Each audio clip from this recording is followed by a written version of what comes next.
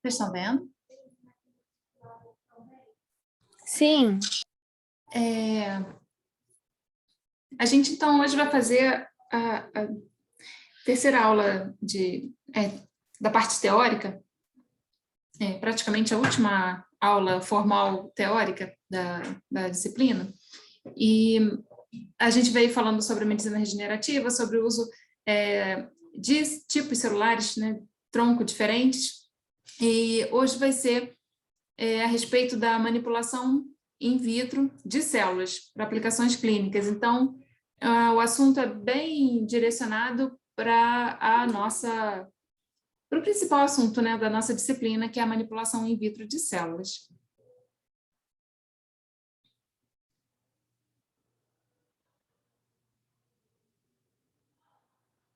Abri a aula errada, só um minuto.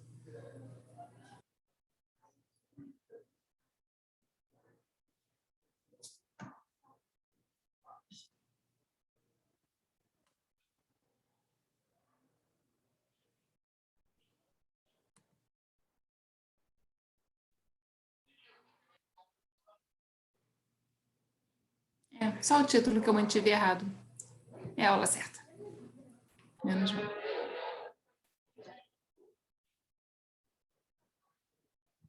Bom, então, o que é a cultura de células in vitro?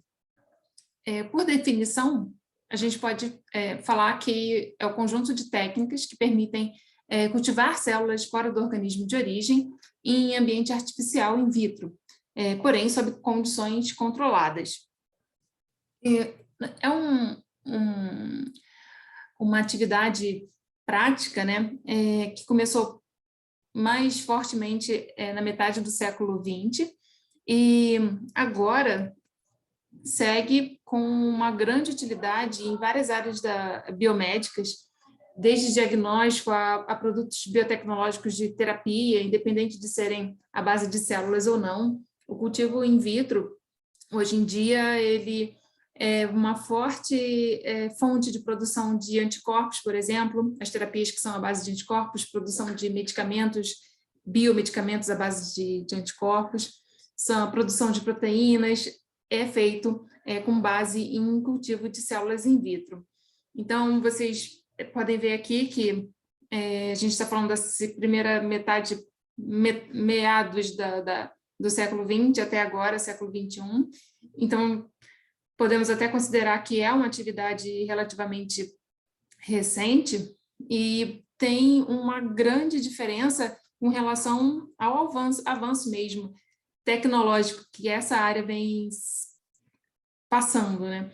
Aqui nessa imagem da esquerda, vocês podem ver um local com o mínimo de suporte técnico possível, né? Sem equipamentos. Tem mesa com 2 pessoas trabalhando, provavelmente com 2 bisturis.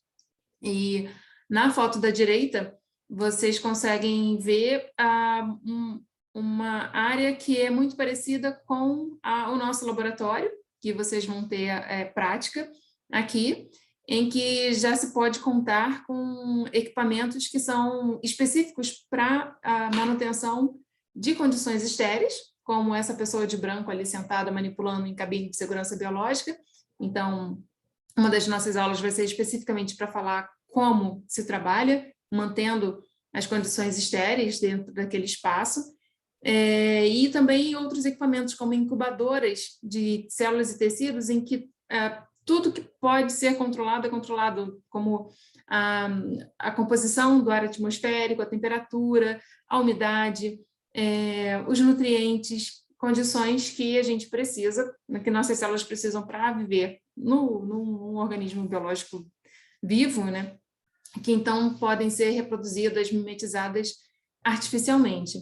Então, impressionante é que mesmo sem nenhuma infraestrutura assim, toda uma parte muito forte de cultivo de células pode ser desenvolvida na primeira metade do século XX.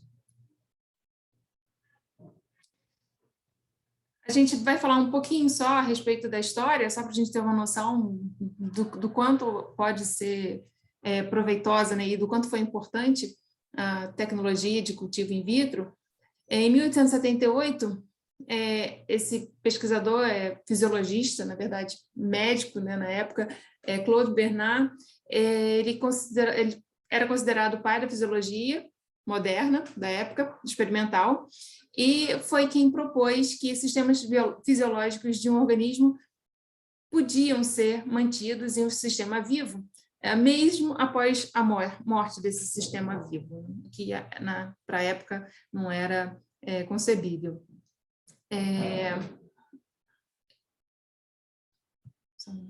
William Hooks estabeleceu o princípio básico de cultura de células, porque foi ele que conseguiu cultivar a primeira forma de cultivo, que foi do embrião de galinha, e era em solução salina, aquecida por vários dias. O que eu acho bacana da história toda é porque era um pensamento que era muito prático.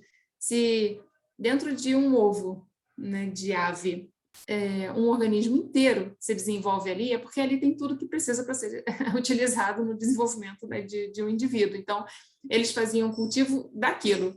Eles abriam o ovo, usavam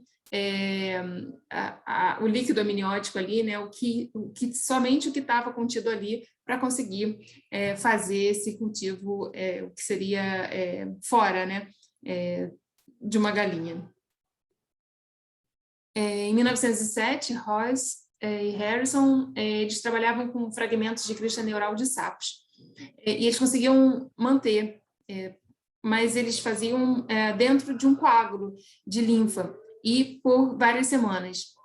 E foi uma outra sacada muito legal, porque então a linfa, né, que representaria o nosso sangue, nosso sistema linfático, tem tantos nutrientes, então eles usavam o próprio sistema do sangue e linfa para fazer um coágulo, que então teria nutrientes presos, e assim eles conseguiam cultivar células neurais naquele emaranhado.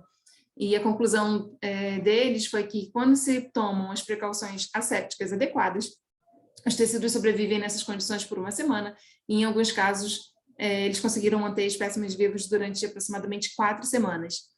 Aqui, final de 1800 e no iníciozinho de 1900, eram quando as questões dos cuidados com a sepsia estavam se fortalecendo mais. Então, foi quando conseguiu avançar um pouco mais a questão da cultura de células.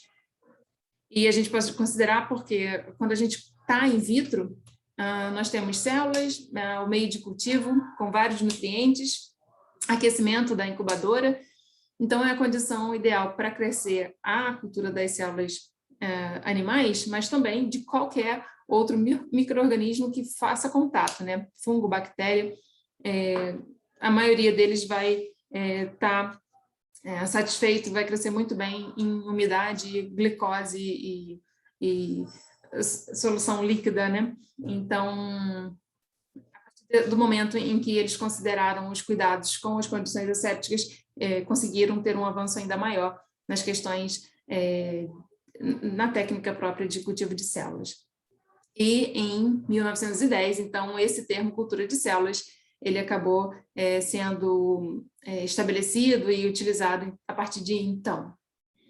Em 1912, Alex Carrel e o próprio Burroughs, eles conseguiram cultivar tecidos embrionários e de adultos, utilizando o suplemento de plasma de galinha coagulado. Então, não só mais o próprio embrião, né, ainda dentro do ovo era cultivado, mas como o tecido das aves, eles já conseguiam fragmentar e fazer crescer.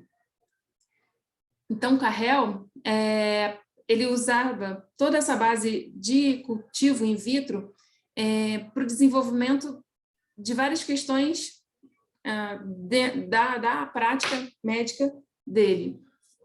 Ele trabalhava com anastomoses de vasos sanguíneos, e uma vez que ele conseguiu estabelecer as condições de cultivo in vitro, ele fazia as avaliações e a manutenção desses vasos in vitro. e depois ele conseguia fazer implantes em indivíduos. Então, ele fez um avanço mesmo nas técnicas cirúrgicas, e isso trouxe para ele o prêmio, né, o prêmio Nobel. Então, com esse título, né, de que foi em 1912, e era em função do reconhecimento do seu trabalho em estruturas vasculares e também em transplante de vasos sanguíneos e órgãos. De acordo com os relatos, o objetivo dele era buscar as formas de prolongamento de vida, do tempo de vida de células humanas. Ele usava a cultura, né? E no meio dos ensaios, dos testes, ele observou que quando ele fazia troca do meio de cultivo, ele favorecia muito o prolongamento do tempo de vida dessas células em cultura. Hoje em dia, para a gente é óbvio, na época não era, mas o meio de cultivo tem tanto os nutrientes que as células precisam se alimentar, fatores de crescimento específicos, que têm tempo de vida útil, né? Proteínas são termoláveis, são sensíveis a essas condições de meio de cultura e elas degradam com o tempo. Então, a renovação do meio, ele não sabia por quê, mas na época ele viu que com a renovação do meio ele acabava renovando toda essa condição de nutrição necessária. E como é que era essa técnica que Carrel começou? A partir do ovo, então, ele fazia a coleta do tecido do embrião, ou então podia ser o tecido da ave adulta, mas esse tecido era fragmentado in vitro, aí representa essa disseca, macera. Então, ele cortava mecanicamente o tecido e passava para placas, né, próprias para a cultura, como essa aqui representada. Então, qual foi a observação dele? Que não bastava fazer essa primeira inoculação aqui, esse pote e adição das células na placa de cultura. Ele tinha que ficar fazendo a renovação do líquido que banhava essa cultura. Então, a partir do momento que ele fazia essa renovação do líquido, ele tinha uma cultura que sobrevivia por tempo indeterminado. Então, ele ia adicionando, macerando tudo aquilo que estava no ovo e fazia, então, a renovação do meio de cultura para que aquela cultura de células fosse, então, pudessem proliferar. O problema foi que, no resultado dele, essa proliferação era infinita. E a questão do infinito é que, para a época, ficou como sendo uma grande promessa da cura para a não velhice, né? A cura para a juventude eterna, já que in vitro era possível que células não morressem, então por que não conseguir transferir isso para o in vivo? Então era a próxima meta.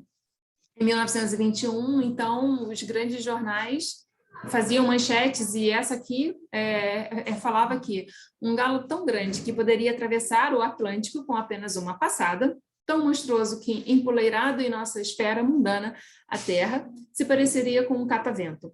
Então, eles extrapolavam a quantidade de células que Carrel, então, já tinha processado, desde 1912, mais ou menos, quando ele conseguiu a primeira cultura.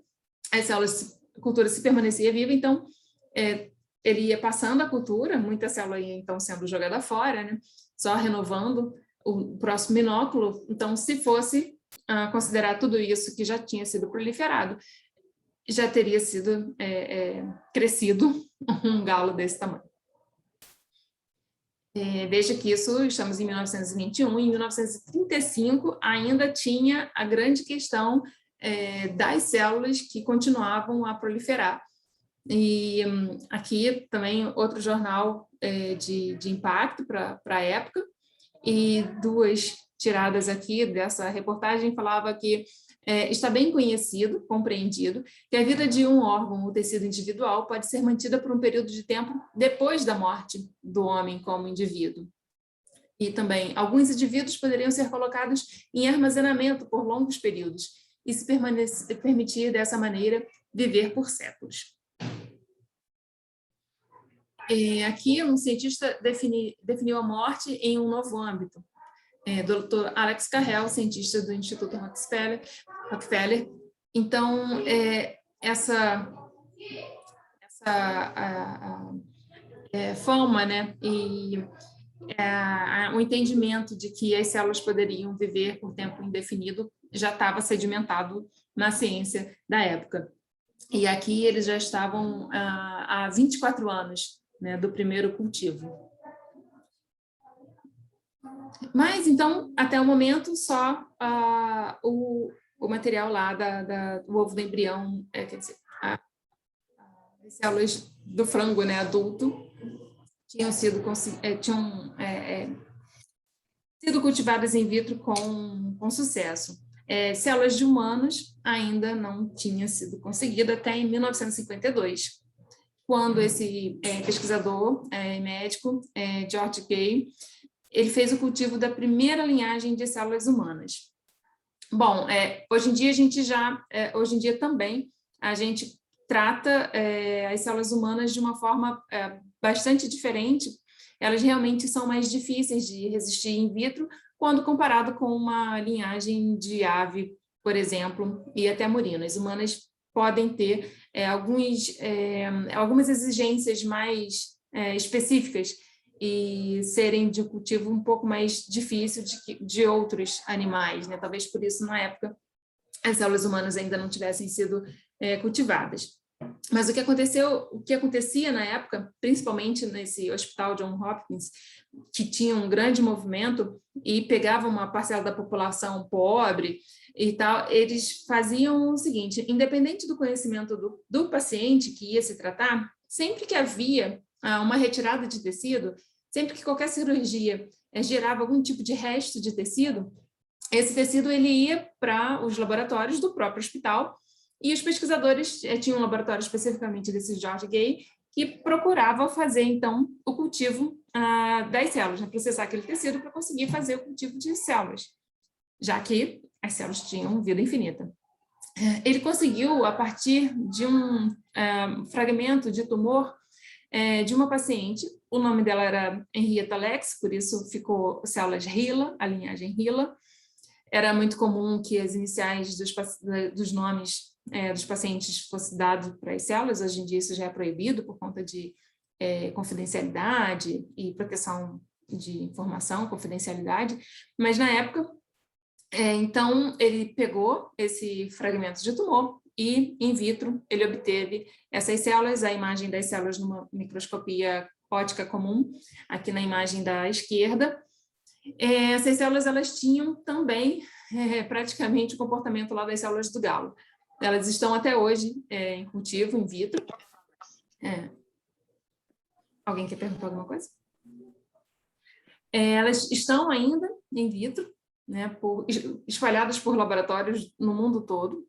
E a particularidade era que era um tumor realmente muito agressivo. Ela acabou falecendo, mesmo com tratamento há pouco tempo depois. E as células, pelo tumor ter essa agressividade e essa capacidade de proliferação das células, acabou trazendo que para o in vitro fossem células facilmente replicadas e mantidas. Então, uma vez que ele conseguiu obter essas células, virou um sucesso e ele espalhou as garrafinhas com as células por pesquisadores do mundo todo. E as células HeLa, elas acabaram fazendo parte do que a gente conhece hoje a respeito de muita coisa. Por exemplo, o genoma humano, ele foi feito a partir de células HeLa. O desenvolvimento de vacinas tipo poliomielite foi feito com cultura de célula HeLa. Então, para quem gosta, tem um livro que é até gratuito em PDF, que chama A Vida e a Morte, de Henrietta Lacks, e é a história real da Henrietta e da família dela, mas que traz nos bastidores essa questão do que aconteceu in vitro, do que foi conseguido com essas células, e é muito bacana. E até mesmo com essas células foi constituído o tipo de meio de cultura que usamos hoje é um dos meios mais utilizados, que é esse do Becker's Modified Eagle Medium, e esse meio ele contém os nutrientes básicos necessários para o cultivo da grande maioria de células que se cultiva hoje in vitro.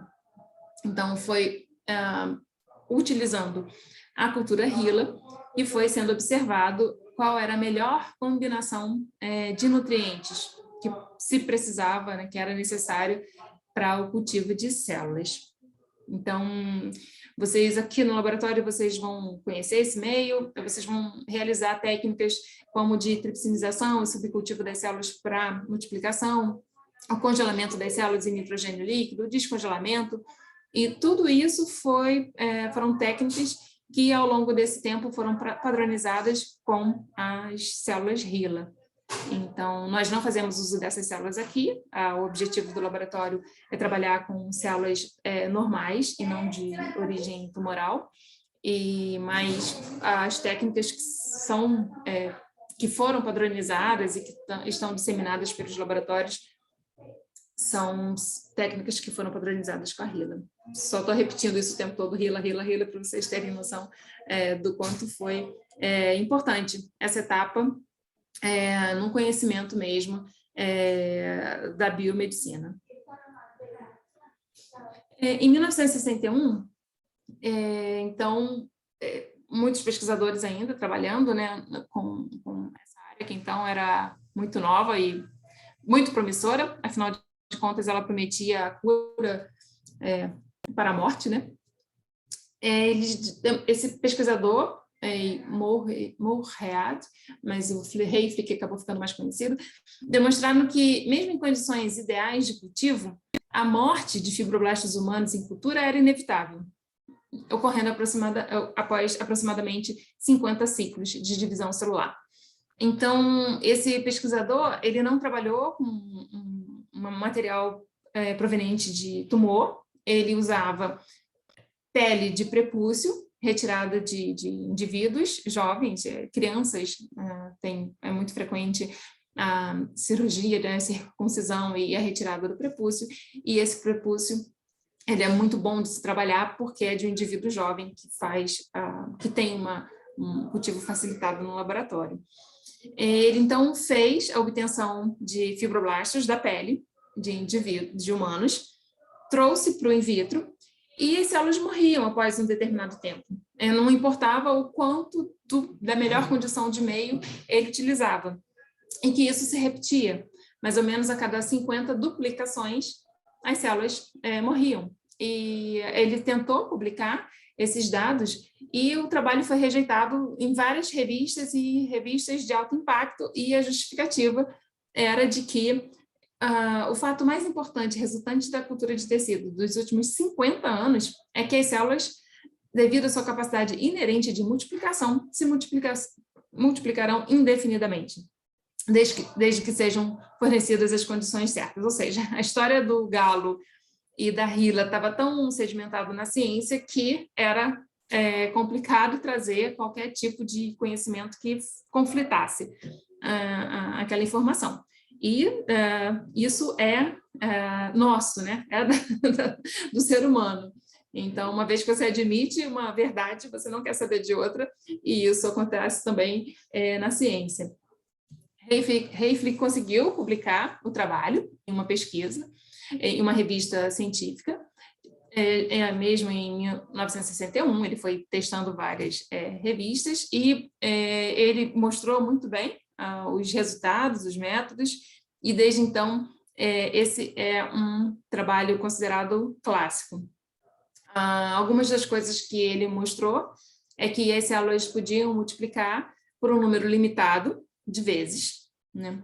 E que todo o tipo celular normal passava por 3 fases. Uma de rápida divisão, que seria duplicação, né?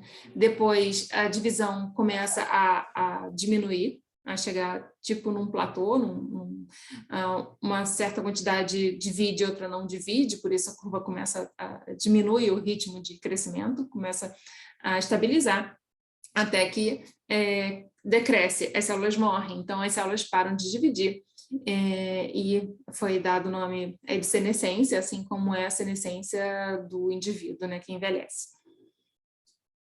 E essa quantidade de divisão era somada e se alcançava 50 divisões. Mas então tá. Se as células normais elas têm uma capacidade limitada de divisões e cultura, como poderia ser explicado a cultura imortal de Carrel? Alguém quer falar um pouco a respeito? Aproveitar e comentar se está com alguma dúvida, se está indo tudo bem? Alguém quer Tranquilo, chutar qual era o professora. erro? Alguém quer chutar como é que era o erro? Qual foi o erro? Aonde que o Carrel estava deixando passar alguma condição de controle?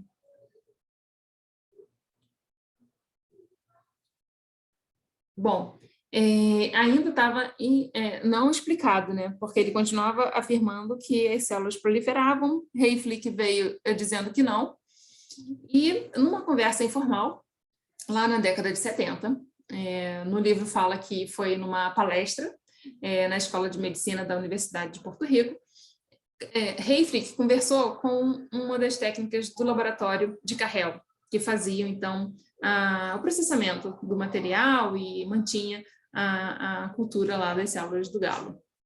E ela explicou algumas coisas da técnica dela. Primeiro que a porção do extrato de embrião era preparada diariamente. Então, aquela história da renovação do meio de cultura, que era feito o extrato para repor o meio, eles faziam diariamente. E que não era permitido que isso fosse congelado. Então, não podia fazer uma parte, congelar e depois ir adicionando aos poucos, né? Descongelando e adicionando. Tinha que ser feita a cada dia. E eles alegavam que o congelamento destruía o valor nutricional do extrato. Então, o que acontecia? Pedaços de células e até células íntegras escapavam desse processo de maceração. E então, quando eles faziam a reposição, a troca do meio de cultura que ele dizia que era importante, ele levava células vivas. Então, o que acontecia? Quando a gente prepara o meio de cultura, hoje, atualmente, ainda é remanescente dessa época, né, do estabelecimento das culturas. A gente precisa de uma fonte de proteínas. O meio de cultura, inclusive o DEMEM, ele contém sais minerais, glicose, alguns aminoácidos mais estáveis e que se consegue comprar e suplementar as soluções e tem uma grande estabilidade. Já a porção proteína, ela é necessária porque nossas células precisam de muitos fatores de crescimento à base de proteína. Precisa da própria insulina para que a célula aproveite a glicose do meio. Muitas proteínas necessárias para a interação da célula com o plástico, que seria mimetizando a matriz extracelular que ela precisa se estabelecer. Então, o concentrado de proteína é muito importante. Inclusive, hoje em dia, o que é feito para o soro fetal bovino, que é o mais utilizado, é um embrião, um feto de boi ser macerado, completamente macerado, depois filtrado, e esse material filtrado, ele é utilizado nos suplementos de meio de cultivo.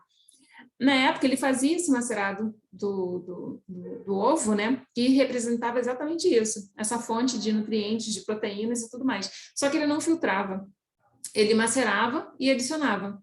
Então, nisso que ele macerava, ele acabava levando células vivas e jovens, né, recém-saídas do ovo. Então, não eram as células antigas que estavam vivas por 35 anos, eram as células novas que ele ia repondo a cada dia. Olha quanta confusão isso deu. A cultura de células, atualmente, ela já passou da escala laboratorial, que é feita em pequenas garrafas, como essas aqui de tampa verde, aqui embaixo. Podem ser de 25 centímetros, 150 centímetros quadrados, é bem pequena, cúbicos, na verdade, é bem pequena. E elas podem ser feitas em grandes garrafões.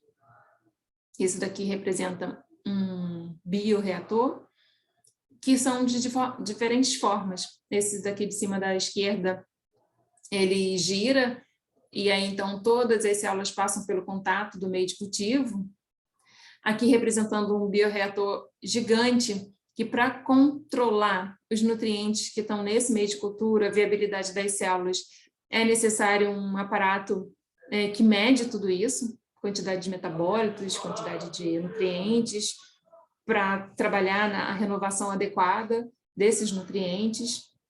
Então, por quê? Porque hoje, então, o cultivo de células ele é utilizado, inclusive, para a produção de biofármacos e bioprodutos, anticorpos, e então um grande volume é necessário. Chegando, então, na técnica de cultivo de células que a gente faz hoje. Temos, e é exatamente aquele esqueminha do Carrel. É um pedaço de tecido que passa por um processamento, que pode ser só mecânico, pode ser com uso de enzimas, para destruir a matriz extracelular e a gente liberar as células de interesse, e depois essas células são crescidas em condição in vitro, em plástico, em um material que seja adequado à adesão dela e à proliferação. Com uma diferença de 2 tipos de culturas de células principais. Uma é a cultura de células chamada primárias. Essas células primárias, elas são células cultivadas a partir de um fragmento de tecido ou órgão por um tempo limitado. É o que a gente faz aqui, e vocês vão conhecer como é a obtenção de células de um tecido que contém a célula-tronco, e essas células, esse tecido, então, ele é processado no laboratório, as células são obtidas e proliferadas por um tempo limitado. Essas são células consideradas normais e primárias. O tempo limitado in vitro é porque a gente traz as células de um indivíduo, de um organismo vivo, o ambiente dela natural, traz para um in vitro, que é uma condição totalmente adversa. Por mais que a gente tente e consiga controlar e mimetizar as condições dela de sobrevida, bem ou mal, é impossível reproduzir no in vitro a quantidade de nutrientes que a célula vai encontrar no ser humano, no indivíduo vivo, né? Para tipos e quantidades de proteínas de matriz extracelular, de ideal de nicho de ambiente 3D, então ela acaba se adaptando, se demorar muito tempo in vitro, ela vai acabar se adaptando àquelas condições do in vitro, e ela pode acabar modificando algum tipo de preferencial de metabolismo, alguma produção de citocinas que sejam importantes para a terapia, a sua capacidade, sua própria capacidade de potência de se diferenciar num tipo celular determinado. Então, quanto menos tempo a célula tiver in vitro, melhor. Só que a gente está falando aí, sei lá, de 2 meses, 3 meses, 4 meses. Não é tão restrito assim, mas também não é por tempo indeterminado. E o segundo, então, são células normais, obtidas a partir de tecidos normais, né, que vão ser consideradas essas culturas de células primárias. Se elas são culturas de células obtidas a partir de um tumor, elas também vão, durante o tempo inicial, ser considerada primária, mas por ela vir de um tumor, ela vai adquirir uma capacidade, uma resistência para o in vitro muito grande, porque ela prolifera como um tumor, ainda mais o maligno, é característica dele, né, que as células tenham a capacidade de proliferação ilimitada. Então, a partir do tumor, quando as células são obtidas, elas viram não, mas elas são chamadas de cultura de linhagem celular. Então, a linhagem, ela acaba permanecendo in vitro por um tempo indeterminado. Hila é um grande exemplo, porque os anos se passaram, ela continua resistente, proliferando in vitro, produzindo o que ela produzia antes, em termos de moléculas bioativas. Então, ela conseguiu manter as suas características, né? Uma vez que ela se adaptou no in vitro, ela conseguiu manter as suas características por tempo indeterminado. Então, essa é a grande diferença entre cultura de células primárias e cultura de linhagem celular. No laboratório, vocês vão conseguir conhecer os dois tipos de cultura. E a questão da resistência no in vitro é justamente porque as células estão recém-saídas do ambiente delas natural, indo para um ambiente artificial. E isso requer uma adaptação que pode ou não ter sucesso. Enquanto que a linhagem celular, ela se estabelece no in vitro e permanece proliferando sem qualquer problema. E uma grande característica, então, diferente das duas, é essa a possibilidade de ser imortal, né? Como as células primárias, elas são normais, elas vão morrer, elas vão senescer, elas vão passar por aquele tempo que Hayflick definiu lá, né? Todas as células têm um tempo de duplicação limitado e normal, né? Então, todas elas têm o limite de Hayflick, que é a senescência replicativa, absolutamente normal. E também tem a limitação para atividades de telomerase. Esse gráfico aqui, então, ele traz aqui vários tipos de cultura de célula, né, como elas se comportariam in vitro. Considerando aqui na vertical o crescimento das células e aqui na horizontal o tempo, se uma célula duplica, prolifera, constantemente, sem restrição, né, sem chegar naquele limite de senescência, de Hayflick, se ele continua duplicando ad eterno, é uma célula tumoral, veio já de um tumor, já veio com essa condição de proliferação imortalizada, né, por tempo indeterminado, ou então é a stem cell embrionária, como a gente viu na aula passada, a questão das células que são obtidas lá da massa interna, do blastocisto, então são células que ainda não passaram pelo controle gênico de que elas têm que parar de proliferar em algum momento depois que formam o indivíduo. Elas são anteriores a essa informação gênica e elas acabam podendo duplicar por tempo em vezes, né, indefinidas. Então, células tumorais e as embrionárias duplicam ao longo do tempo, constantemente. Uma vez que as células são obtidas normais, elas começam a duplicar, como lá no Hayflick, elas começam a duplicar, só que chega um momento em que alcançam o limite máximo de duplicação que normalmente o indivíduo teria, então elas chamam de senescentes e pronto, param de duplicar e a partir daqui elas só vão morrer. É quando acontece o encurtamento do telômero de forma natural, normal, na proteção de células idosas. Né? Acontece que in vitro, por exemplo, células de embrião de galinha, por exemplo, células que passam por algum tipo de imortalização induzida in vitro, e tem muitas técnicas de biologia molecular que é possível fazer isso. Células normais podem ser geneticamente modificadas, então imortalizadas, e elas viram uma linhagem, é aquela cultura de linhagem celular que a gente falou lá no começo, que é diferente da cultura primária de células. Elas vêm normais, elas duplicam por um tempo, por vezes normais, esperadas, passam por algum tipo de indução de imortalização e voltam a duplicar. E uma vez que ela volta a duplicar, ela adquire essa estabilidade no in vitro e ela é equivalente, então, às linhagens de células tumorais. Ficou claro, gente? Alguém tem dúvida? A gente vai acabar voltando a esses assuntos no laboratório, então vocês podem ir revendo essas histórias. Esses conceitos, na verdade, são conceitos.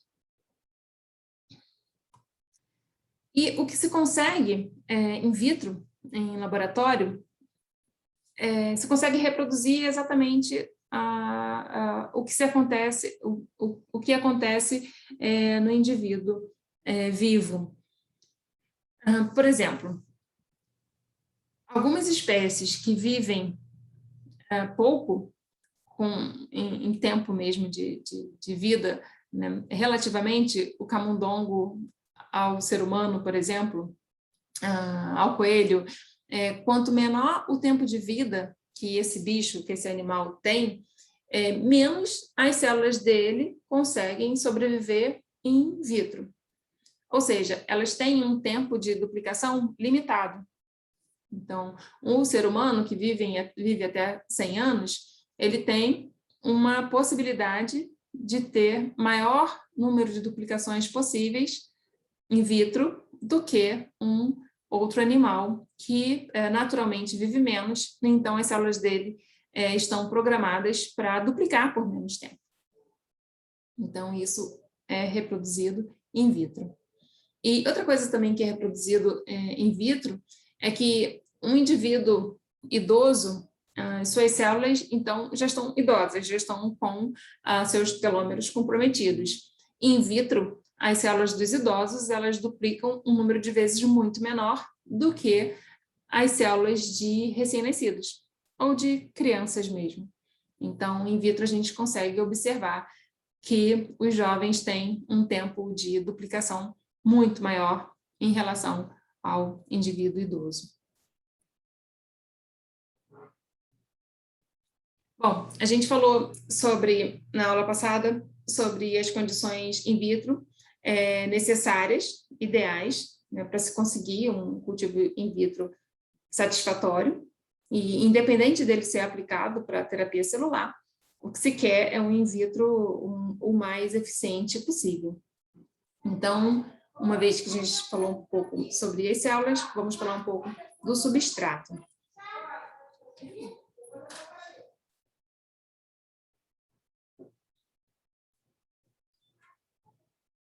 Com gás quente aqui.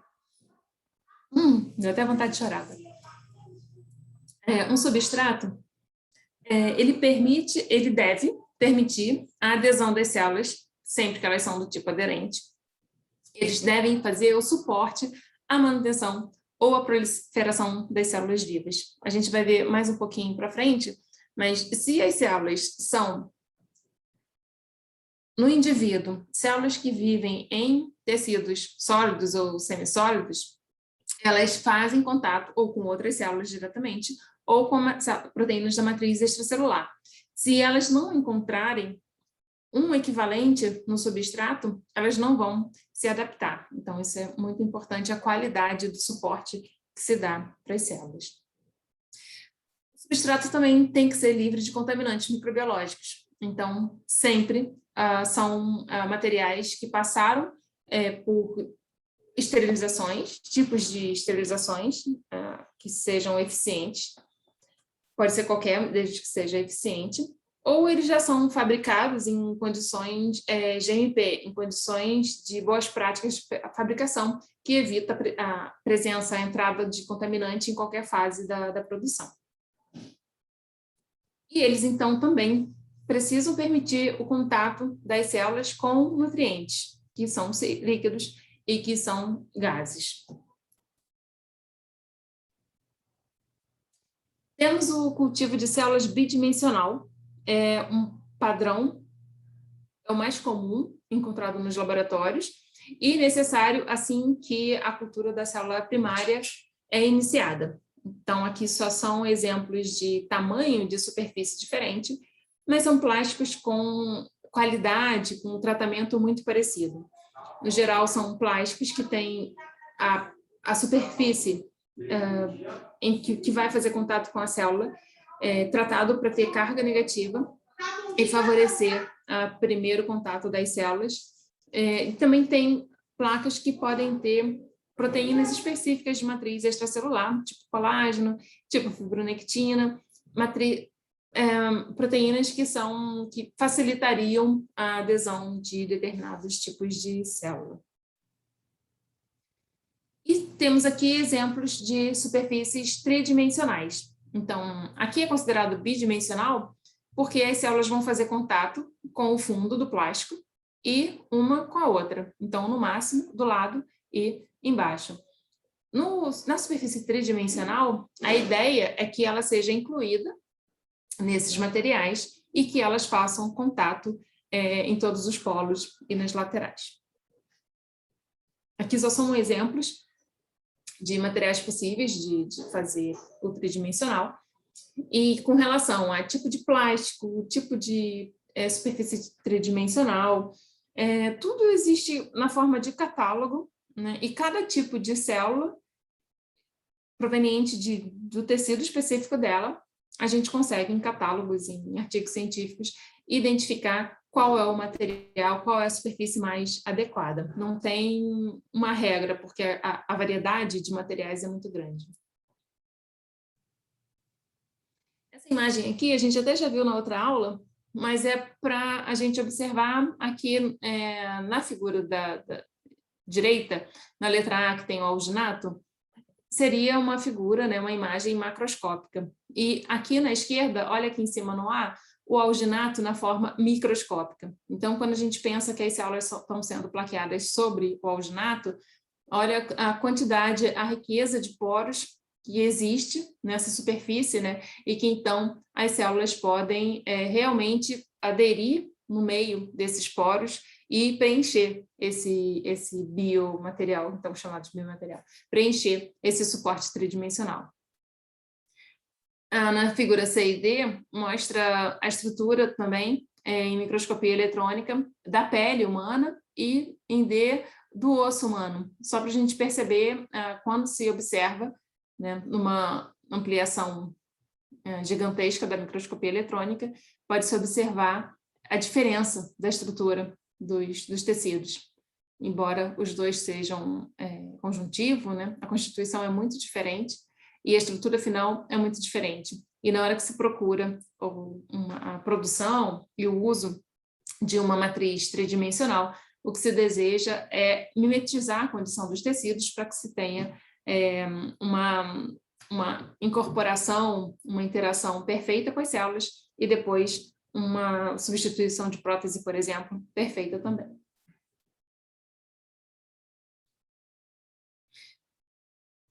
E essas estruturas tridimensionais, elas estão sempre em desenvolvimento. Ainda não existe o grande material utilizado para nenhum tipo de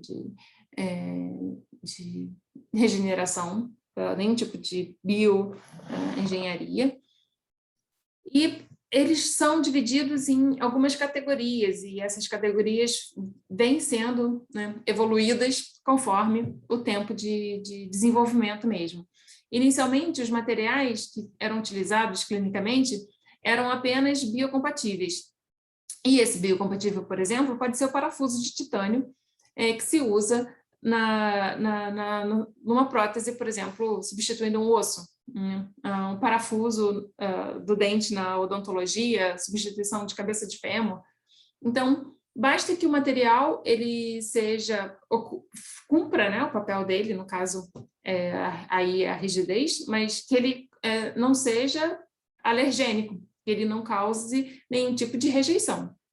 Então, se ele não provoca rejeição, ele pode ser considerado biocompatível, e eles vêm sendo amplamente utilizados na clínica, sendo que atualmente o que se deseja é que o material, além de ser biocompatível, ele traga mais funções no uso dele, inclusive promovendo, facilitando uma regeneração daquele tecido, e não simplesmente ele sendo estático e muitas vezes só preenchendo um espaço e prejudicando a função tecidual. Os materiais bioativos, eles acabam sendo uma combinação de materiais biocompatíveis, mas que, de alguma forma, eles possam entregar, né, fornecer para aquele tecido moléculas bioativas, como alguns materiais, por exemplo, existem fibras sintéticas de colágeno que, na produção, são incorporados fatores de crescimento próprios para o tecido onde ele vai preencher. Então, ele tem uma atividade biológica acrescida ali na função dele de preenchimento. Quando o material é biodegradável, se considera melhor ainda, porque à medida em que ele exerce essa função de preenchimento, de liberação de moléculas bioativas, além disso, ele permite, pela sua própria composição, que ele se desfaça, degrade, e o que vai preenchendo essa degradação dele é a própria produção de matriz extracelular, que as células vivas e estão ali presentes naquele ambiente são capazes de fazer. Então, ele degrada, mas no mesmo momento que ele degrada, aquele tecido vai sendo substituído pelo tecido do indivíduo. Um exemplo disso que acontece com frequência na odontologia, quando se deseja fazer preenchimento de áreas, né, que tem reabsorção óssea, que teve perda óssea, e o que se faz é misturar um pouco de plasma do paciente, que é rico em fibrina, né? Alguns dentistas até trabalham em conjunto com a hematologia para coletar a medula óssea desses pacientes, para poder misturar a célula da medula óssea ali, e é usada a hidroxiapatita, que é um composto de cálcio, fosfato de cálcio, que então ele faz às vezes da matriz óssea. Então esse macerado, ele é colocado no local que é necessário o preenchimento, e o que vai acontecer é que as células da medula óssea e as próprias células da área, né, ao redor da área tratada, vão permanecer vivas ali, vão sobreviver, vão produzir matriz extracelular, vão produzir colágeno, vão fixar cálcio e vão, então, formar um osso novo. Então, isso é um exemplo de material biodegradável. Porque a hidroxiapatita, que seria o material ali adicionado para fazer essa composição de preenchimento, ela simplesmente desaparece. Depois não é mais possível observar o que foi a hidroxiapatita enxertada e o que é a nova matriz óssea produzida. E, por último, os materiais biomiméticos, que vai unindo, né, essas características e que, no final das contas, ele tem uma característica de imitar as condições de um tecido. Então, essa da hidroxiapatita é muito parecido, né? Assim, essas características, elas são um pouco, se misturam, né? Então, por exemplo, coágulo feito a partir do PRP é um biomimético, e a gente vai acabar daqui a pouco lembrando de outros, mas, por exemplo, tecidos humanos ou de outros animais, quando as células são retiradas, esses materiais sem células, eles são biomiméticos e eles favorecem, então, a atividade, a função do tecido, né? E eles são, inclusive, repopulados por células do próprio indivíduo. Só para dar alguns exemplos, de materiais naturais, derivados de colágeno, de ácido hialurônico, que é uma proteína muito presente na matriz extracelular, alginato, agarose, fibrina, quitosano. Não precisam ser naturais, não precisam ser humanos ou de animais, tá? Pode ser da natureza, pode ser pele de tilápia, pode ser qualquer coisa que seja natural. E o material sintético, geralmente à base de ácidos poliláticos e poliglicólicos.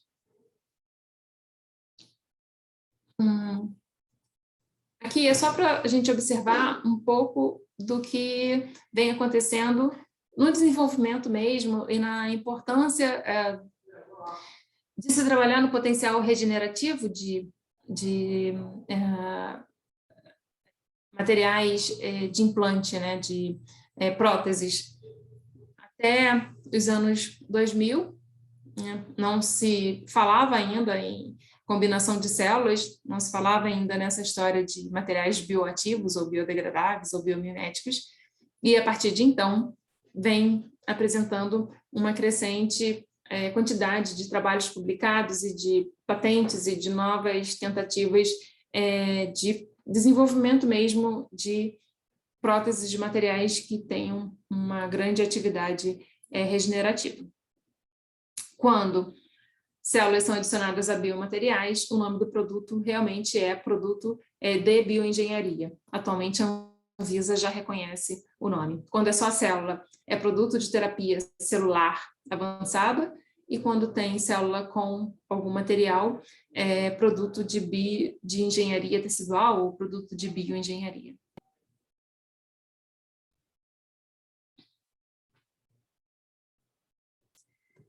Uma complicação grande que também se discute muito ainda e se tem muitos testes no in vitro é como juntar a célula com o material e com fatores de crescimento, que é a nossa tríade lá, os 3 pilares maravilhosos para bioengenharia, para medicina regenerativa. Porque as células não estão separadas da matriz, que não estão separadas das biomoléculas, né? É um emaranhado e bastante organizado. Se um material de suporte ele tem o formato interessante para o uso, mas se ele não permite que as células façam parte desse material, né, entrem nesse material, você só tem simplesmente células que estão sobre esse material. Isso aqui é o que acontece com o titânio, simplesmente. As células humanas fazem contato, mas elas não penetram. Elas não têm nenhuma ação sobre esse material. Se são criados poros nesse material, artificiais, é possível que as células entrem nesses poros, mas ainda não fazem a constituição perfeita, né, do material. Então, você tem material e célula separado ainda. Então, a tentativa é que as células sejam encapsuladas, né, no material. Então, esse aqui seria a composição perfeita, de células que sobrevivem dentro de um material. Então, esse daqui vai ter tudo aquilo de ser biocompatível, biodegradável, biomimético e tudo mais. Quando as células elas realmente fazem parte do material. Uma tentativa é no bioprint, a gente até mostrou um exemplo na aula passada, ao mesmo tempo que a impressora vai injetando célula, ela também vai injetando material, de modo que haja uma organização, né? Uma interação perfeita de células e material. O grande problema ainda tem sido o tamanho, o volume desse material, porque as células que estão muito internamente colocadas ficam sem nutrientes, ficam sem a chegada de nutrientes e acabam morrendo, vira um ponto de necrose. Então, isso daqui é um exemplo, um esquema da composição da cartilagem, de uma cartilagem articular. Então, a cartilagem articular, a osteoartrite de joelhos, ela ainda é uma das principais doenças e sem nenhuma solução satisfatória atualmente. Se tem injeção de ácido hialurônico para controlar a dor e a viscosidade, que tem um tempo limitado de ação, né? E a partir daí é isso mesmo, depois não tem o que se fazer. E se tem muita pesquisa em função de como preparar uma cartilagem artificial para o tratamento, né? E por quê? Qual é o grande problema?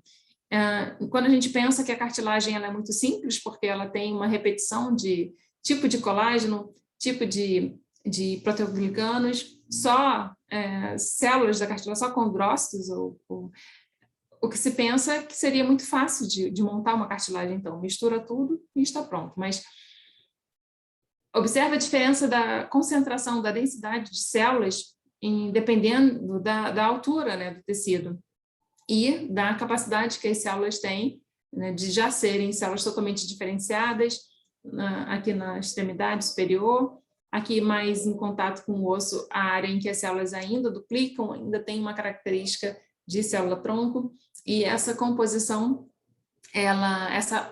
montar essa estrutura ainda não foi possível, embora existam muitos grupos no mundo que tentam organizar.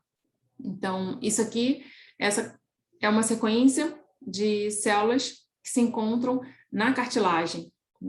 Tem desde as células progenitoras da cartilagem, mesenquimais, até, inclusive enquanto são mesenquimais, elas ainda podem produzir células do osso, elas são ativadas para SOX9 e elas passam então a exercer um papel de condroprogenitores, de acordo com a ativação que elas recebem, fatores de crescimento e tudo mais. Elas vão para condroblastos próprios e condrócitos até que chegam nos condrócitos hipertróficos. Então, seria montar uma estrutura artificial, né, com uma concentração de fatores diferentes, que são esses citados aqui nessa linha de fatores, né? Então, em cada estágio da organização deveria ser fornecido um tipo de fator de crescimento diferente. Então, essa engenharia ela é bastante complexa. Então, só para exemplificar algumas tentativas, esse trabalho aqui, ele mostra um aparato mesmo, mecânico, em que eles dividem em duas cápsulas, uma cápsula a de baixo aqui para osso e a superficial que seria para cartilagem, e então, por conta dessas duas câmaras serem separadas, com um ponto de fornecimento de nutrientes só para o osso, um ponto só para cartilagem, né? E assim tentar manter in vitro uma constituição de um tecido que fosse feito com uma fase osso, uma fase cartilagem, para substituição, né, das próteses artificiais. Esse aqui, em 6, aqui seria o final, a organização final que se conseguiria dos tecidos. Aqui é uma outra forma de apresentação, com uma malha que também separaria essa malha que favoreceria o crescimento das células de tipos diferentes, e aí colocando em câmara também que favorece a alimentação diferente para a fase osso e para a fase cartilagem. Mas o que se observa é que ainda falta de nutrição da área mais interna desses construtos, elas necrosam, as células morrem. Então, muitos estímulos têm sido tentados para facilitar, para melhorar essa perfusão aí de nutrientes e sobrevida, então, desses construtos. Aqui, então, o desenvolvimento de uma forma de estimular, então, diferentes construtos, então, com a parte elétrica mesmo, o que favoreceria, aqui ele dá um estímulo direto, aqui um estímulo com essa parte, com esse aparato que não seria direto, mas que faria, né, daria uma carga diferente, combinada, e então que esse tipo de estímulo favoreceria a atividade diferente das células, inclusive para a produção de fatores de crescimento. Aqui, quando ele aumenta a atividade fosfatase alcalina, então para favorecer a diferenciação em células do osso, então o que se tenta é acoplar diferentes técnicas de alimentação, de perfusão, de construção mesmo de câmaras para tentar chegar em materiais, né, bioativos, biomiméticos, mas vivos para os transplantes. Vou mostrar um pouquinho do que a gente faz no laboratório. Primeiro, para começar uma cultura de célula, a gente tem que ir pela coleta do material biológico, e esse material ele pode ser originado de diferentes tecidos, o que vai depender sempre do objetivo de uso. Aqui é o exemplo de uma punção de medula óssea, que deve acontecer em centro cirúrgico, ou mesmo em ambulatório, ou com anestesia local, ou geral, mas é uma coleta, então, normalmente, para a coleta de grandes volumes é feito na crista ilíaca posterior, e é feita com uma punção, né, desse líquido, essa agulha, ela alcança a área esponjosa do osso e acaba, então, por pressão, sendo coletada, e vem uma grande quantidade de célula-tronco mesenquimal e também de célula-tronco hematopoética, por isso, então, faz diferença a manipulação que vai seguir para qual tipo de célula que você deseja usar. O resto de cirurgias, a de abdominoplastia, por exemplo, resulta numa grande quantidade de tecido de descarte, então é muito utilizado o resto de tecido adiposo na pesquisa básica e na construção de bancos de células para uso clínico por todo o mundo.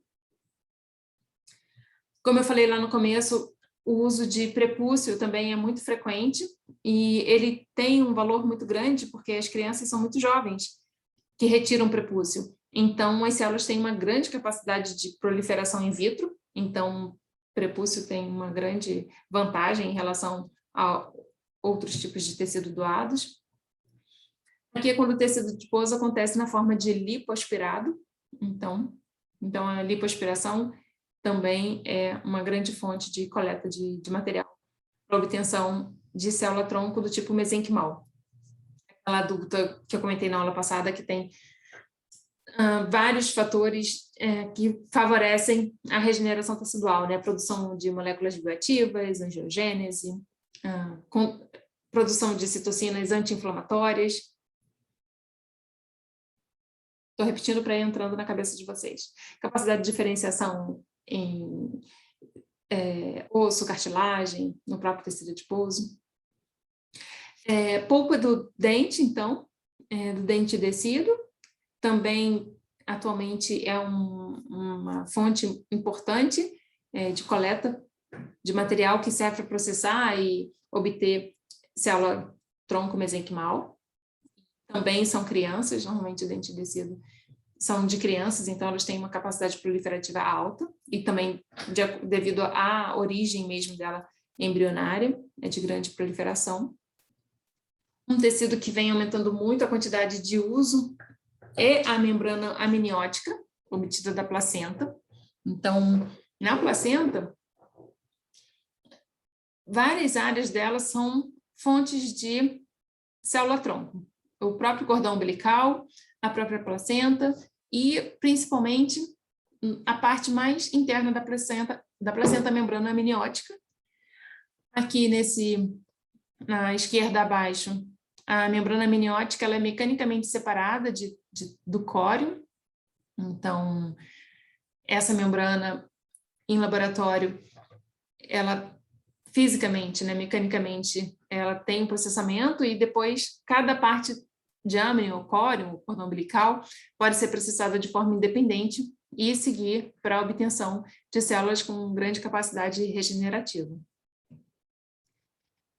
A membrana amniótica, então, aqui só um exemplo, as células mesenquimais da membrana amniótica, quando combinadas à própria matriz da membrana amniótica acelularizada, que significa, então, que a própria membrana ela é tratada para a obtenção de um biomaterial, e as células da membrana podem ser combinadas a esse material para diferentes aplicações. Então, para feridas, ela tem um grande uso. Para feridas causadas por radiação, aquelas que provocam apoptose, ela vem sendo usada com um resultado muito satisfatório. E outros danos no sistema nervoso, injúrias da córnea, injúrias da cartilagem. Então, ela vem ganhando uma importância de uso muito forte, mais recentemente. Esses tecidos no laboratório, eles são picotados, né, e passam por um contato com enzimas que destroem a matriz extracelular para liberar as células. Então, a enzima ela vai depender do tipo de tecido que a gente vai estar processando. Então, esse material picotado, ou ele é plaqueado na garrafa e cada pontinho desse aqui é um pedaço de tecido, isso aqui se chama cultura por explante, ou se ele é simplesmente digerido, ele é jogado, então, na garrafa com meio de cultivo. E aqui a gente para ver dois tipos de condição de crescimento da célula. A gente falou até agora em substrato, em células que têm que ter contato com a outra célula ou com proteína da matriz extracelular, só que a gente pode se deparar com as células que crescem em suspensão. Necessariamente, essas células ou são células do próprio sistema sanguíneo, que podem ser cultivadas in vitro também, e que então, naturalmente, no indivíduo, elas não são células que precisam da adesão, para sobreviver e para exercer a função delas, ou então elas podem ser células que vêm de tumores que já adquiriram uma mutação tal que não precisam mais de adesão para proliferar. Se não for assim, nessas duas condições, as células necessariamente vão ser células aderentes. E no laboratório, aqui nas nossas práticas, a gente vai trabalhar só com células aderentes. Uma vez que essas células são processadas, então, e colocadas em placa, muitas vão aderir e muitas não vão aderir. E a gente segue para o processamento para favorecer aquele tipo de célula que você tem a pretensão de uso. Se forem as células-tronco mesenquimais, nós vamos trabalhar com as células aderentes. E a própria troca do meio vai fazer com que as não aderentes saiam, e esse já é um começo de purificação de população de células. A partir de um tecido, muitos tipos celulares podem ser obtidos. O que diferencia normalmente é o tipo de meio de cultivo que se utiliza, com fatores de crescimento e nutrientes adequados. Mas também pode ser por algum método físico que se consiga separar dois tecidos. Essa imagem de baixo é uma linhagem celular. Então, aqui em cima, nós observamos cultura primária de melanócitos, de fibroblastos e de queratinócitos e melanócitos que estão misturados aqui. Essa aqui do meio também. Já essa aqui, a linhagem celular MG63, ela é como aquela rila.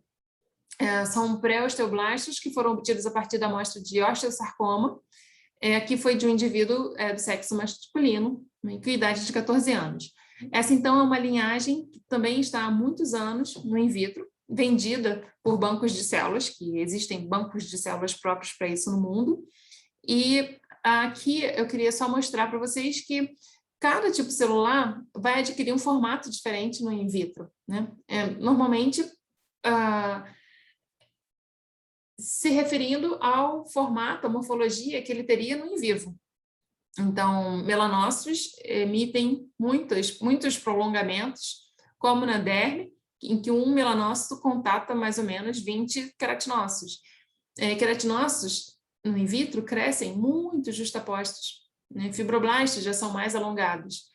E aqui embaixo, na MG63, que representa o pré-osteoblasto, já são células mais triangulares. Mas é impossível diferenciar qual cultura veio de uma linhagem celular ou que veio de uma cultura primária. Realmente só com o uso de anticorpos específicos, de técnicas específicas, para saber qual é a origem daquela célula.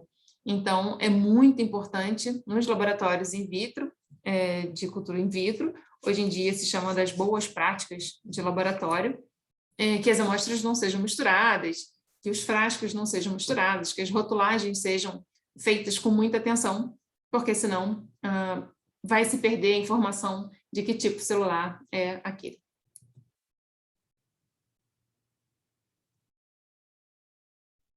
Aqui o exemplo de uma cultura de fibroblasto, como ela se apresenta. Então, assim que é posta in vitro, as células são circulares, elas perdem todos os pontos de contato, então elas se fecham numa forma esférica.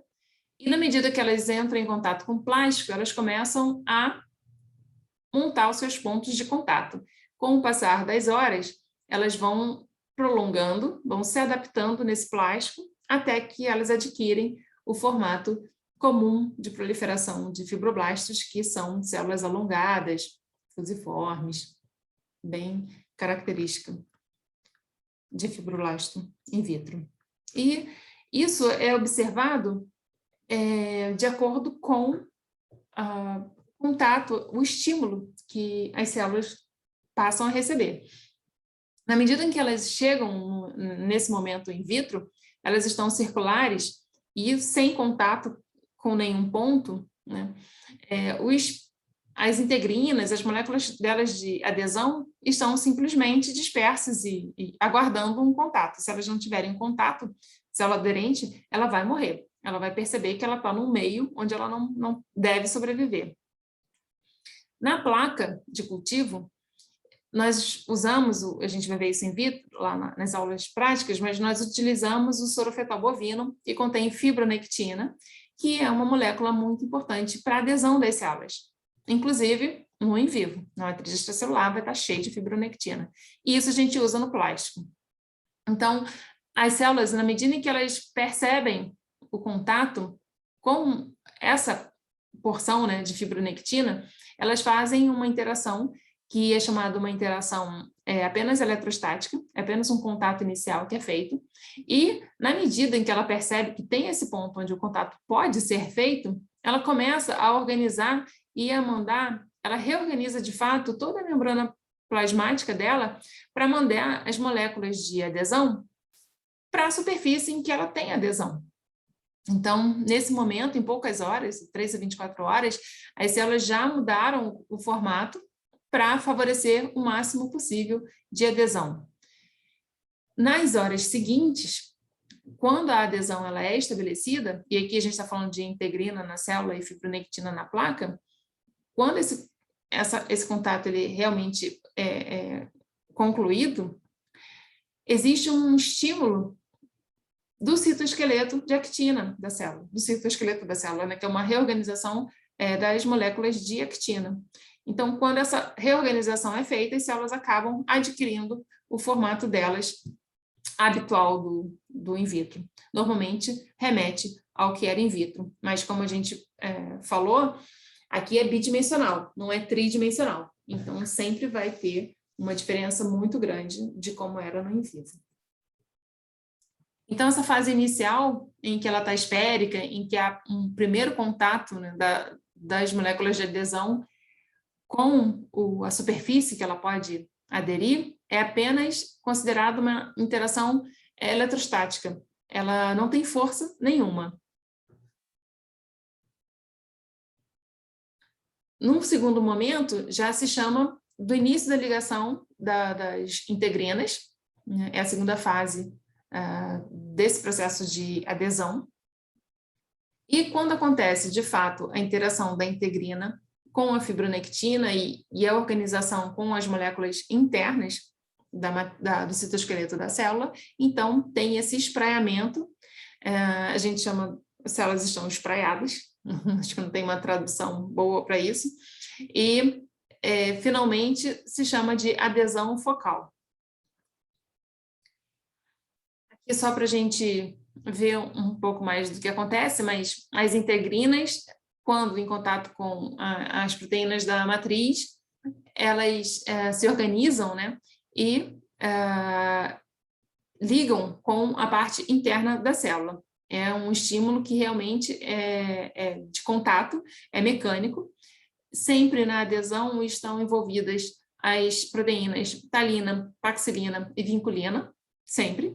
E uma vez que esse trio aqui se organiza, aí sim eles estimulam as moléculas de actina. Então, a partir do momento do estímulo da actina, é que acontece essa reorganização do citoesqueleto.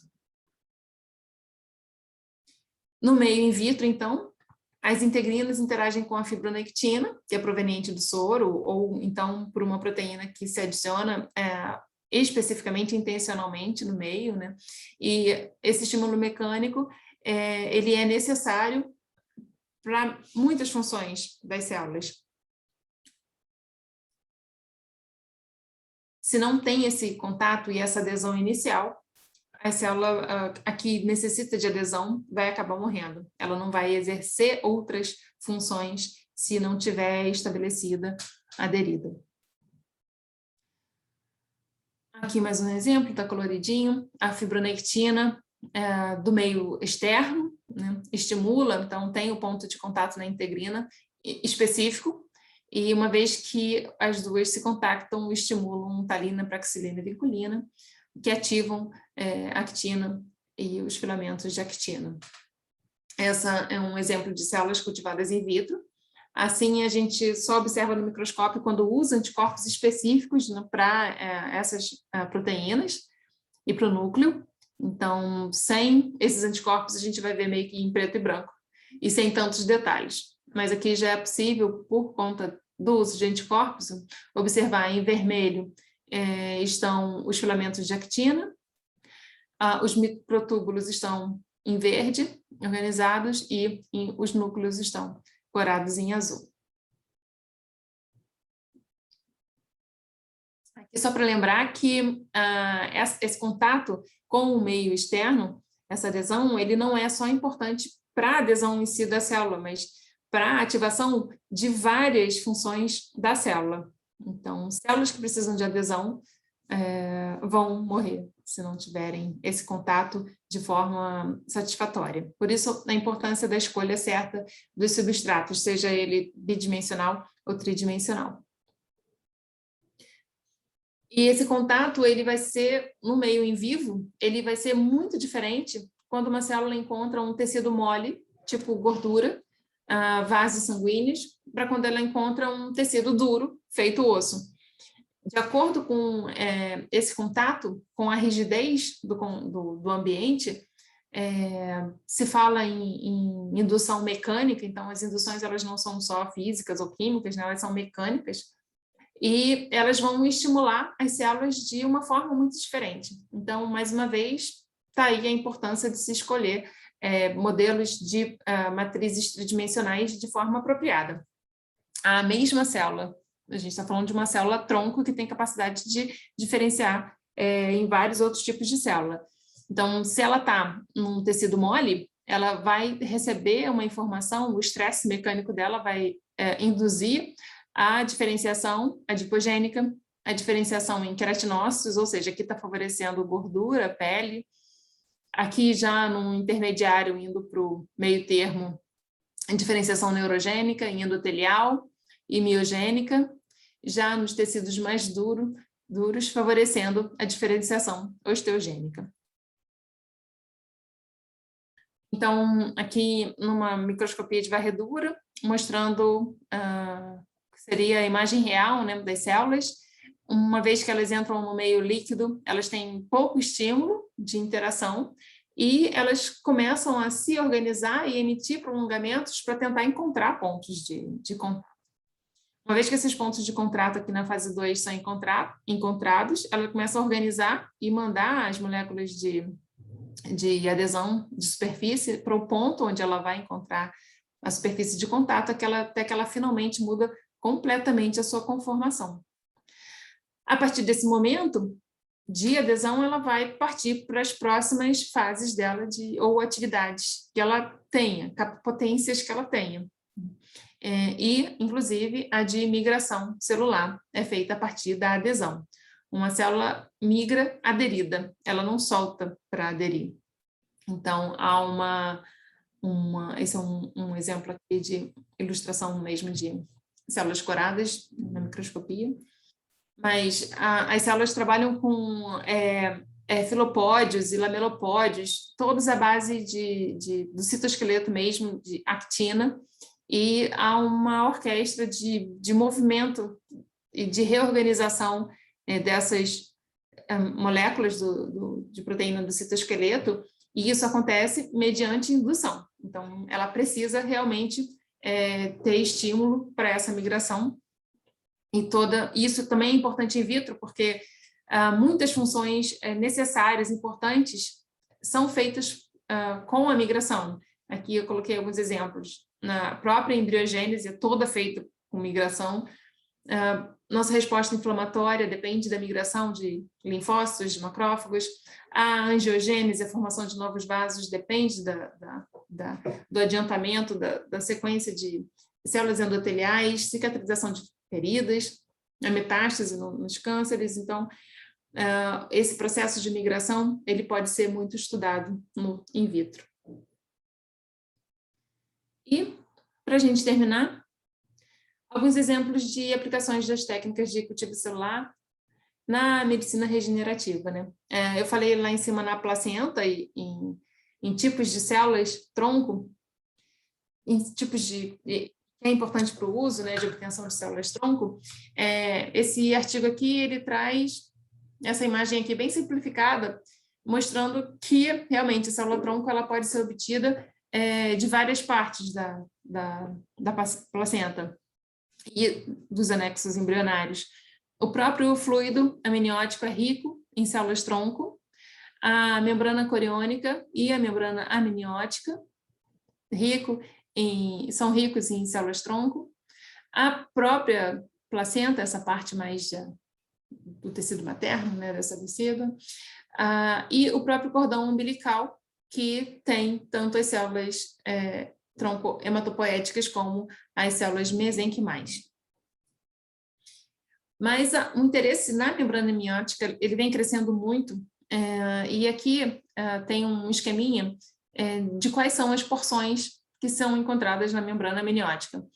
A face que está em contato com o feto, né, com o líquido amniótico, ela é composta por células que são tipo epiteliais. É uma camada única, uma monocamada, células bastante justapostas, que estão aderidas nessa membrana basal, que divide a própria membrana amniótica em duas, essa membrana basal. Nessa superfície tem essas células epiteliais e imediatamente abaixo tem umas células, eles chamam de camada fibroblastoide, mas que já foi comprovada que são células mesenquimais, tronco-mesenquimais, como as células tronco-mesenquimais adultas. Depois dessas camadas que constituem a membrana amniótica, vem uma camada esponjosa e então a membrana coriônica. Lá aqui é uma imagem dessas camadas, mas num corte histológico, mostrando que elas são bem, visivelmente bem separadas umas das outras, e a coriônica da amniótica é separada assim, né, mecanicamente mesmo, e somente essa amniótica aqui, a parte amniônica, e mais especificamente a epitelial, são obtidas as células, né, quando processada a parte superior, aquela que tem a camada rica em células epiteliais, a parte de baixo, que lá naquele esqueminha está mostrado como fibroblastoide, são células com morfologia de mesenquimais. Então, são dois tipos de células bem diferentes um do outro e com potencial também que vem sendo demonstrado bastante diferente. Aqui a gente está falando só das células daquele tipo epitelial, e foi visto, então, que não é simplesmente um epitélio como o da nossa pele ou como o do intestino. São células com uma capacidade extrema de diferenciação em vários tipos celulares. Enquanto a célula tronco mesenquimal tem muita discussão se elas realmente são obtidas do tecido adiposo, obtidas da medula óssea, embora tenha uma discussão muito grande se elas realmente são capazes de formar células neurais, por exemplo, a membrana amniótica do tipo epitelial forma, sim, e com grande satisfação, de forma muito satisfatória, células neurais. Não sei se vocês conseguem ler, mas aqui em cima dessa imagem está escrito beta-tubulina, que é um marcador de célula neural, e nestina, que é um marcador de célula jovem, tronco neural. Aqui nessa linha aqui do meio, osteogênica, elas demonstram atividade de fosfatase alcalina, que é característica de osso, acúmulo de nódulos de cálcio, são mineralizados, né, típico do osso, e elas também marcam para os marcadores de células pancreáticas. E, além do que, aqui esses gráficos são um resultado de citometria que mostra que elas possuem os marcadores de células-tronco adultas. Mas quando se avalia ainda mais essas células, quando se avaliou, foi demonstrado que, além delas terem os marcadores das células-tronco adultas, elas possuem marcadores, tipo esse OCT4 NANOG, que são marcadores específicos de células-tronco pluripotentes. Ou seja, elas não chegam a ser as células-tronco embrionárias, mas elas estão entre essas e entre as células mesenquimais adultas. A gente falou na aula passada de uma escalinha de célula de totipotente, pluripotente para multipotente. Então, as células-tronco adultas que têm sido utilizadas hoje na clínica são as multipotentes, e essas células aqui são consideradas adultas e elas são totipotentes.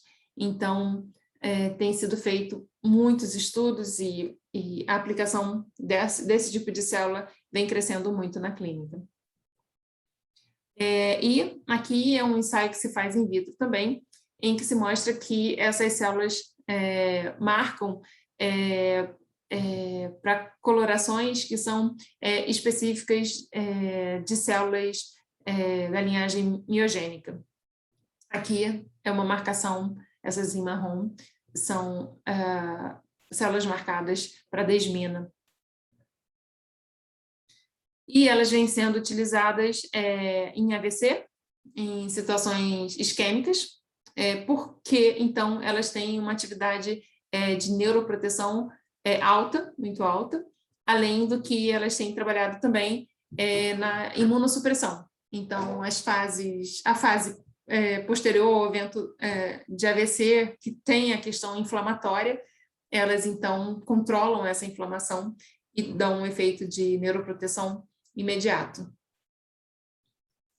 E os estudos foram feitos ainda em animais, né, em situações de 1 a 3 dias após o AVC, e os resultados são, então, de melhora da cicatriz glial, e alguns dias depois já são observadas a regeneração mesmo do tecido, e com relação ao controle da reação inflamatória, essas células, elas estimulam e polarizam os macrófagos para os macrófagos pró-regenerativos e não para os macrófagos pró-inflamatórios.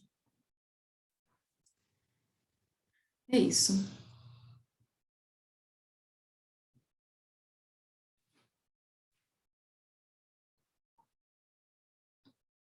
Tudo bem? Resistiram? Alguma dúvida?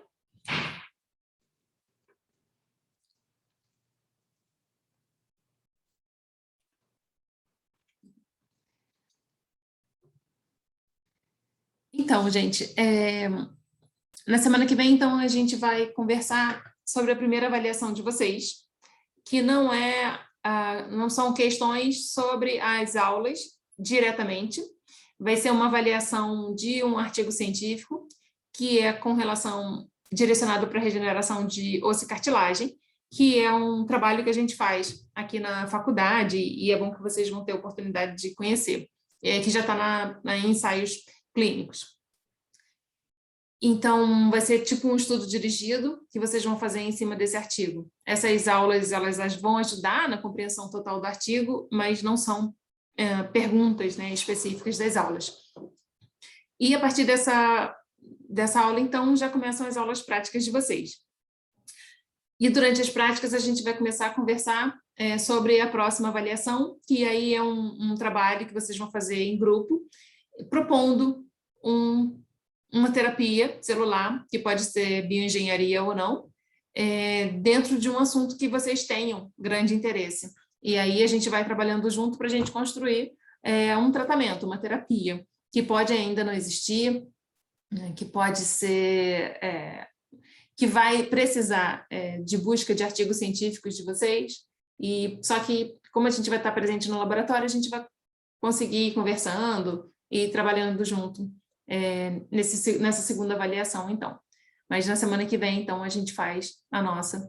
Aqui, que na hora eu vou apresentar para vocês, vou mostrar, mas que vocês vão ter aí alguns dias para entregar. Tá bom? Professora, você conseguiu ver quando que vai começar a prática? A prática tem lá no Moodle, tem eu coloquei um esquema de cada um de vocês em qual grupo tá e quais são os dias delas. Quem falou? Que eu não vi quem falou agora. Eu, Rafaela. Desculpa, Rafaela. que eu não tinha visto lá.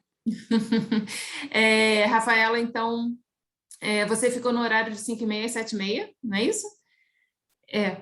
Acho que com você eu não tinha conseguido contato ainda, então eu te coloquei nesse grupo das quartas-feiras, então que mantém esse horário de 5h30 às 7h30 e começa no dia 8 de setembro. E aí vão ser 1, 2, 3, 4, 5, 6, 7, 8. Vão ser 8 aulas na sequência de práticas. Tá, eu não A consegui ficar no primeira, sábado, não, né? não conseguimos.